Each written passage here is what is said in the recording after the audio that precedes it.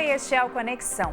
A ingestão precoce de álcool é a principal causa de morte de jovens de 15 a 24 anos em todas as regiões do mundo.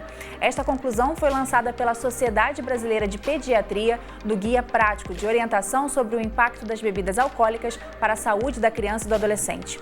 Quando o tópico chega às drogas ilícitas, o Brasil tem um consumo muito acima da média mundial de cocaína, inibidores de apetite e anabolizantes, segundo o Levantamento Global de Drogas. E hoje nós vamos conversar sobre o consumo de álcool e outras drogas entre as juventudes brasileiras com o Jairo Bauer, que é psiquiatra, e com a Clarice Madruga, que é psicóloga e pesquisadora da Universidade Federal de São Paulo. Muito obrigada pela participação de vocês aqui com a gente. Esse assunto é um assunto meio complexo, né? Porque ao mesmo tempo que existem muitos tabus relacionados e pouco se conversa sobre, existe uma necessidade muito grande de conversar sobre isso e aí apontar caminhos para mudar, porque a gente está falando de vida, né? De vida de gente que é alterada. E aí, Clarice, eu queria começar falando sobre essa questão do hábito de consumo de drogas dos brasileiros em comparação com outros países. Chamou a atenção em alguns relatórios, né, do levantamento. Então, antes de tudo eu vou explicar. O Levantamento Global de Drogas é um levantamento online que acontece anualmente e o Brasil tem participado ano a ano. Ele é um levantamento que é muito interessante para nos dar a ideia de padrões de uso. Ele não dá essas dimensões, porque ele não é representativo, mas ele traz detalhes de padrão de uso. Então, uma das coisas que mais chamou atenção e tem chamado atenção desde 2014, que quando o Brasil começou a participar, é o consumo de álcool. Não tanto referente a problemas mesmo, como dependência química.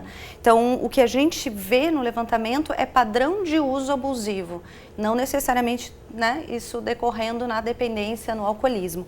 A gente tem dentro do levantamento uma pergunta que eu acho que representa esse fenômeno no Brasil, que o Brasil acabou tendo prevalências tão altas, na verdade foram Brasil e Irlanda os mais altos, as prevalências mais altas, que é a percepção de o quanto que você bebe para chegar em graus diferentes de intoxicação. A ideia subjetiva de, se eu beber uma cerveja eu tô ok, se eu beber duas já não.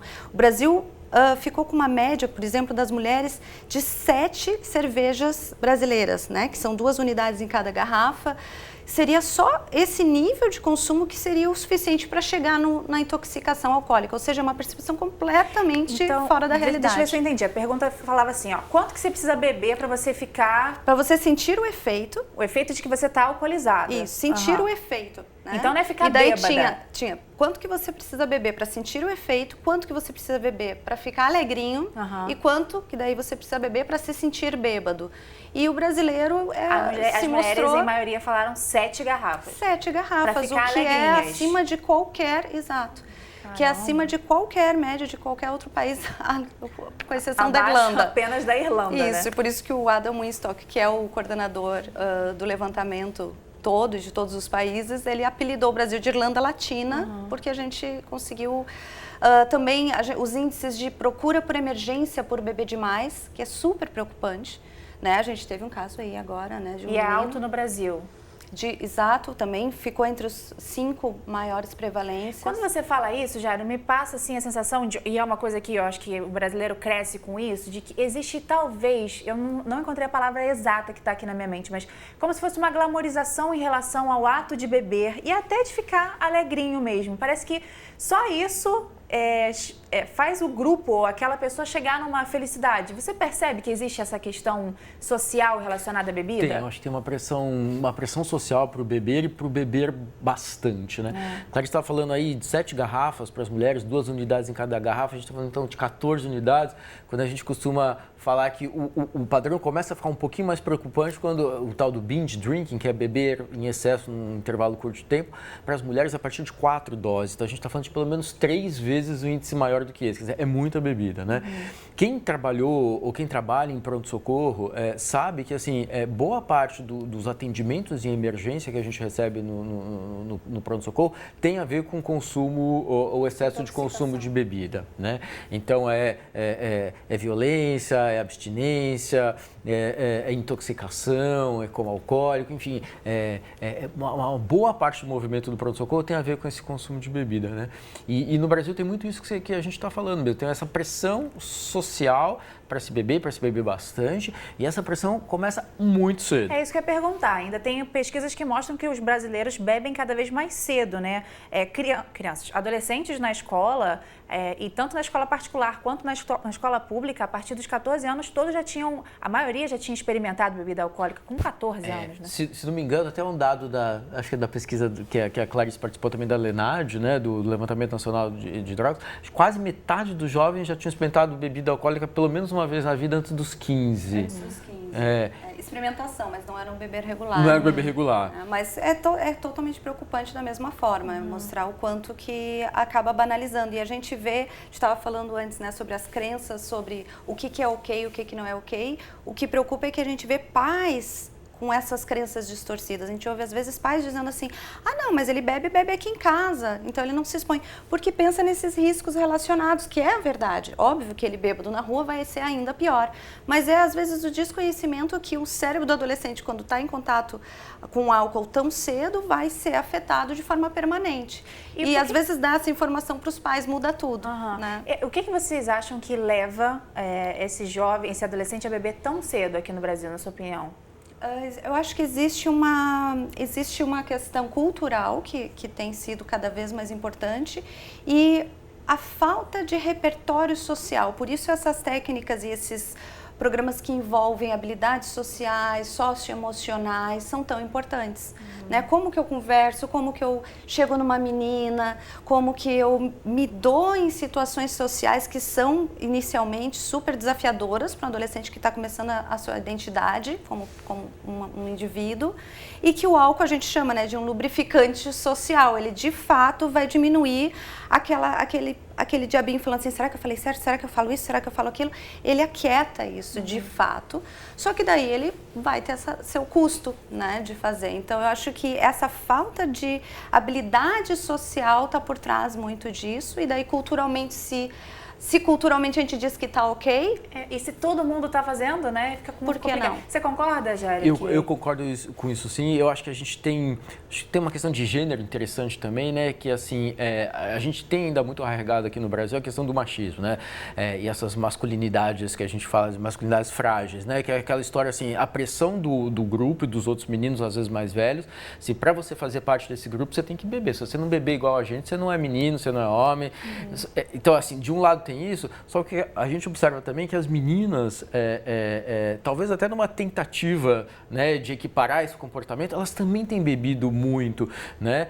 Então, quando a gente compara esse início precoce, hoje a gente já não vê grandes diferenças entre meninos e meninas, né? Então, assim, então os meninos têm essa pressão dos meninos, as meninas querem talvez copiar ou ficar com um comportamento parecido, então você acaba tendo uma pressão social, uma pressão do grupo muito importante. O pai, né, que via de regra também começou a beber cedo, e isso que Clarice falou é verdade também, essa história assim, melhor que ele comece a beber em casa sob a minha supervisão do que ele comece a beber com os amigos na rua.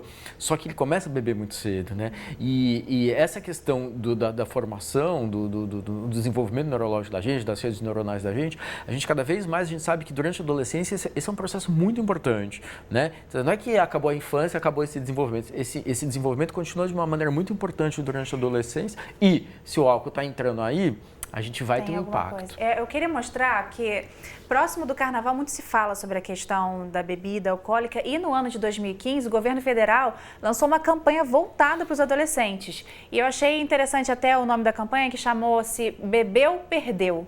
O foco era os adolescentes, e vários dos videozinhos que apareceram, que rodaram pela internet na época, mostravam situações que os adolescentes enfrentariam se bebessem demais. Veja só um exemplo. João gosta de surfar, mas que pena ele bebeu.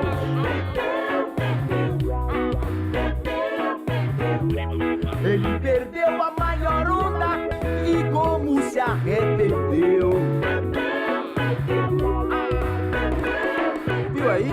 Bebeu, perdeu. O álcool te afasta das coisas boas da vida. Curta a adolescência sem beber. Ministério da Justiça, Governo Federal.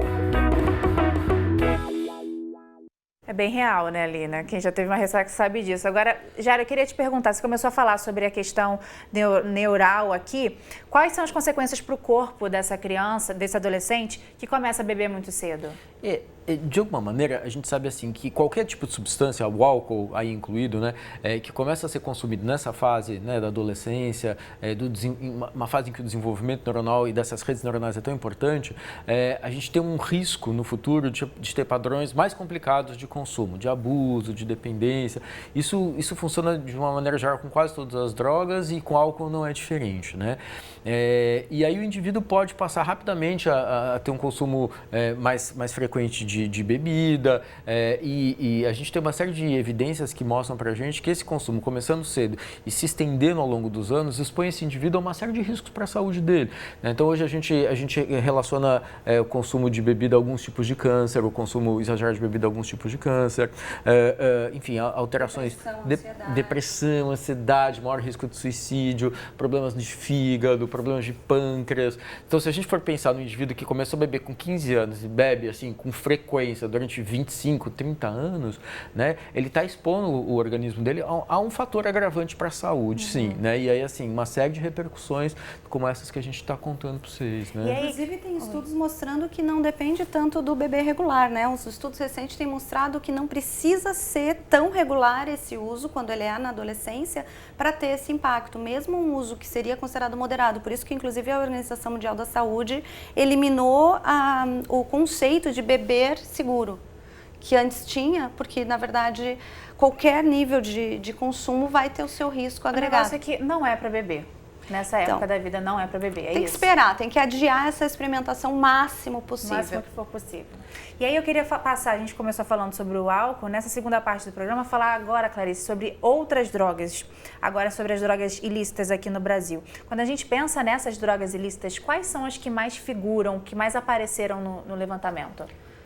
Antes, assim, disparado a maconha. A maconha, acho que no Brasil a gente está absorvendo esse movimento mundial de banalização de risco, de mudanças de leis, e que para que hajam essas mudanças, infelizmente, é necessário que se banalize os riscos e se, às vezes, até exagere efeitos positivos, né? E a gente tem visto a mídia desinformar muito sobre o consumo de maconha. Uma das coisas mais comuns que a gente ouve por aí é falar que a maconha é terapêutica. Né? Quando nada fumado pode ser terapêutico, então mesmo que toda planta tivesse o potencial, quando fumado, a gente sabe que qualquer coisa fumada, a fumaça, ela vai aumentar risco de câncer, principalmente de traqueia, de vias aéreas superiores que tem a ver com a maconha. O pessoal acha que isso é só para o cigarro, mas na verdade uma das grandes causas do câncer do cigarro não é nem pela nicotina em si ou pelos químicos, mas sim por estar o tempo todo tragando uma fumaça, e é um papel, né, que vai acabar se colando literalmente nos Você acha que existe também uma questão, quando você fala desinformação, você está me dizendo, ver se a minha percepção é correta, que também existe uma banalização, uma glamorização ao redor da maconha? Com certeza. Então, esse que eu estava falando de falar do uso terapêutico é uma das banalizações de risco que se fala, como se algo fumado pudesse ter esse potencial, e também achar que, porque tem o CBD, que é um dos componentes que está na planta, que tem de fato muito potencial terapêutico, que ele vai estar sempre presente na droga que é comprada. Tem estudos mostrando que não tem nem sequer traço desse componente que na maconha que se vende na rua. Positivo da maconha, o pessoal nem está passando perto. E tem 120% maior a concentração de THC, que é o componente que está vinculado a paranoia, a sintomas psicóticos, a desenvolvimento de transtornos de ansiedade, ataque de pânico. Vontade de fumar mais. E fissura, né? Qualquer droga fumada gera muita fissura. A fissura da maconha, ela é muito mascarada, porque ela tem esse poder sedativo. Então o pessoal, inclusive, acha, não, nem existe dependência, porque está fazendo uma analogia com a dependência da cocaína, do crack, que é aquela fissura e aquela dependência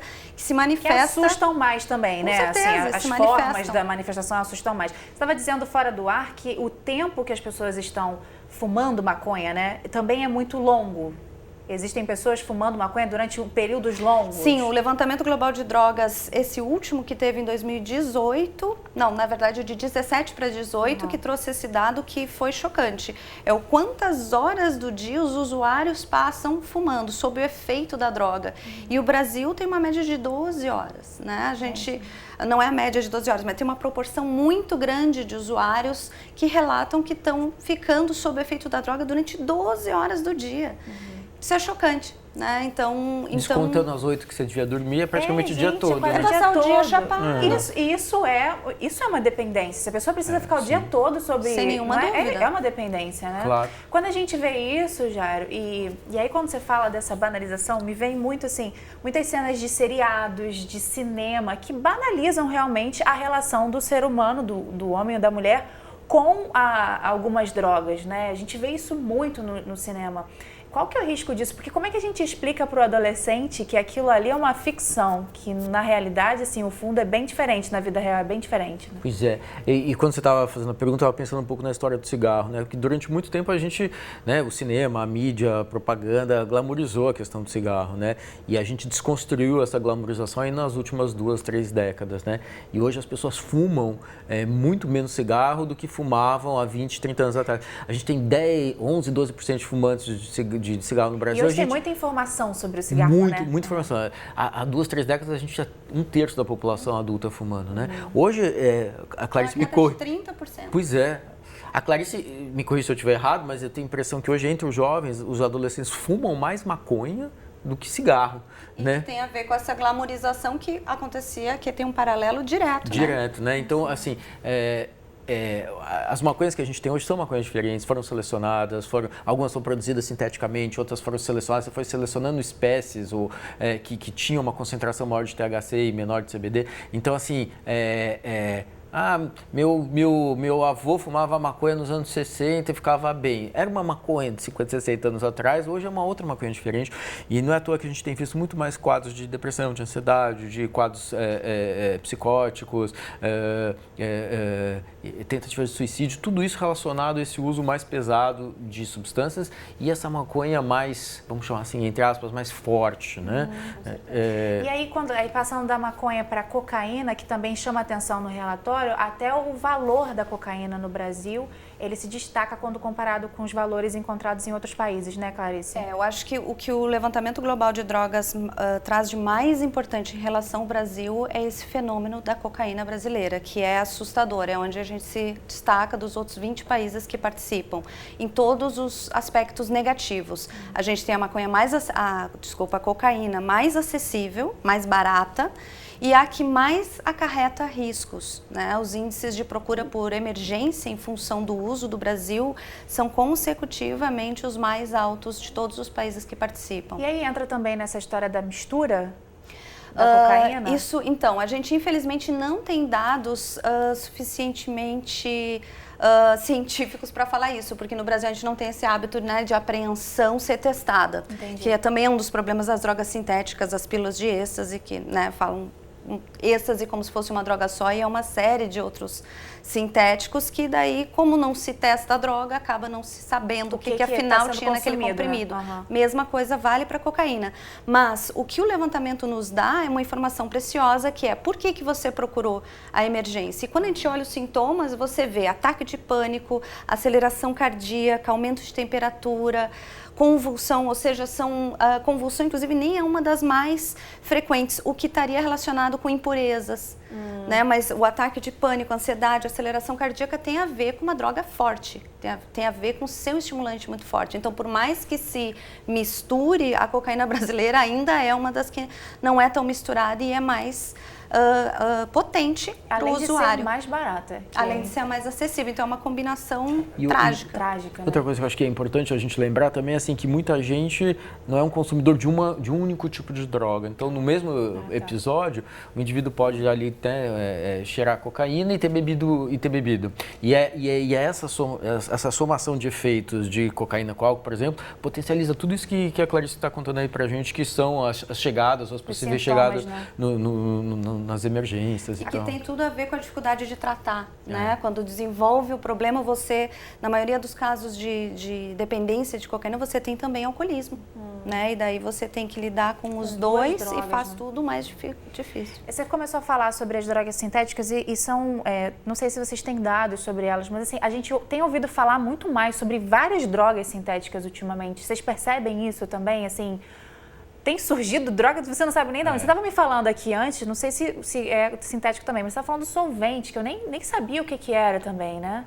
O respingo de solda, que o pessoal chama de lança, né, como se fosse a mesma coisa que a maconha. As drogas evoluem, né? A maconha, ela não tem mais absolutamente nada a ver com a maconha de 5 anos atrás, não precisa nem ser a dos nossos pais, né? 5 anos atrás já teve um aumento absurdo de concentração de THC, assim como o solvente, que é chamado de lança, que como se fosse aquele lá dos carnavais dos nossos pais, ele é muito mais nocivo e é uma das drogas de todas que a gente está falando aqui, uma das que mais causa consequências físicas negativas e é banalizado. O pessoal acha que é uma droga leve, né? Porque existe, eu acho, essa confusão, que também é uma crença errada social, de que o quão a droga é nociva está diretamente relacionado com o poder do efeito dela, né? O pessoal às vezes fala assim, por exemplo, o doce, o alucinogênico que faz a pessoa ver coisas, todo mundo morre de medo.